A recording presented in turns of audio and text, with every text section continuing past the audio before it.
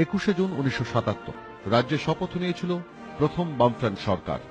মুখ্যমন্ত্রী জ্যোতি বসুর নেতৃত্বে শপথ নিয়েছিলেন আরও 4 জন মন্ত্রী, সিপিআইএম এর কৃষ্ণপদ ঘোষ, ডক্টর অশোক মিত্র, আরএসপির যতীন চক্রবর্তী এবং ফরওয়ার্ড ব্লকের কানাইলাল ভট্টাচার্য।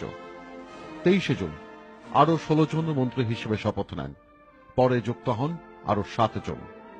ওই 21 জুনে 10:30টায় রাজভবনে ফ্রন্ট মন্ত্রিসভা শপথ নেওয়ার পরই মন্ত্রিসভার প্রথম বৈঠকে সিদ্ধান্ত নেওয়া হয় সমস্ত রাজনৈতিক বন্দীদের মুক্তি দেওয়া হবে এবং রাজ্যের অ্যাডভোকেট জেনারেল হবেন স্নেহাংশু কান্ত আচার্য।